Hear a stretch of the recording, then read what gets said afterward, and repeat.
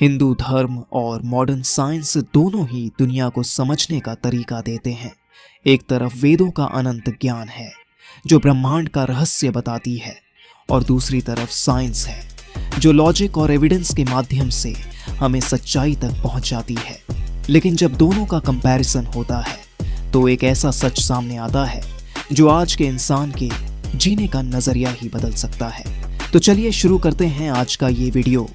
ब्रह्मांड का रहस्य, प्राचीन ग्रंथ और साइंस। हिंदू स्क्रिप्चर्स जैसे कि ऋग्वेद और उपनिषद ये कहते हैं कि ब्रह्मांड अनंत है और यह बार बार एक्सपैंड और कंट्रैक्ट होता है। यही कंसेप्ट आज मॉडर्न कॉस्मोलॉजी में बिग बैंग और बिग क्रंच थियरीज के रूप में एग्जिस्ट करता है। लेकिन डराने वाली बात यह है कि हजारों साल पहले लिखे गए इन ग्रंथों में वह बातें मौजूद हैं जिन्हें साइंस ने सिर्फ पिछले कुछ सेंचुरीज में ही प्रूव किया है। क्या यह सिर्फ कोइंसिडेंस है या फिर प्राचीन लोगों को किसी अद्भुत शक्ति की प्राप्ति थी? क्वांटम मैकेनिक्स और अद्वैत वेदांत। दोस्तों, क्वांटम मैकेनिक्स बताती है कि पार्टिकल्स एक साथ मल्टीपल स्टेट्स में एग्जिस्ट कर सकते हैं। इसका मतलब है कि रियलिटी एक इल्यूजन है और यह ऑब्जर्वर पर डिपेंड करती है।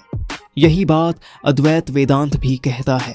ब्रह्म सत्यम जगत मिथ्या, यानी ब्रह्मांड एक इल्यूजन है और केवल ब्रह्म यानी अल्टीमेट रियलिटी ही सत्य है। लेकिन एक अजीब बात यह है कि अगर यह सच है तो क्या हम सभी सिर्फ एक सिमुलेशन का हिस्सा हैं? क्या कॉन्शियसनेस ही असली रियलिटी है और फिजिकल वर्ल्ड एक भ्रम? मृत्यु के बाद जीवन और पैरेलल यूनिवर्सेस। हिंदू दर्शन में पुनर्जन्म यानी रीइंकार्नेशन और कर्म का कंसेप्ट बहुत ही स्ट्रॉन्ग है। वहीं मॉडर्न साइंस अब पैरेलल यूनिवर्सेस और मल्टीवर्स थ्योरी की ओर इशारा कर रही है। ये थ्योरी सजेस्ट करती हैं कि हमारे चॉइसेस ऑल्टरनेट रियलिटीज क्रिएट कर सकते हैं। अब सोचो, अगर यह सच हुआ तो क्या इसका मतलब यह है कि हर इंसान मल्टीपल लाइव्स जी रहा है, वो भी अलग अलग डायमेंशंस में? क्या ये वही बात नहीं है जो श्रीमद् भगवद गीता कहती है, न जायते म्रियते व कदाचित? आत्मा कभी जन्म नहीं लेती और कभी मरती नहीं। अगर साइंस और हिंदू ग्रंथ एक ही कंक्लूजन तक पहुंच रहे हैं तो क्या इसका मतलब यह है कि एंशिएंट सेजेस ने किसी तरह स्पेस टाइम का रहस्य डिकोड कर लिया था? माया और आर्टिफिशियल इंटेलिजेंस। उपनिषद में कहा गया है कि यह दुनिया माया यानी इल्यूजन है और हम सभी एक प्रोग्राम्ड रियलिटी में फंसे हुए हैं। आज की साइंस भी कुछ ऐसा ही क्लेम कर रही है।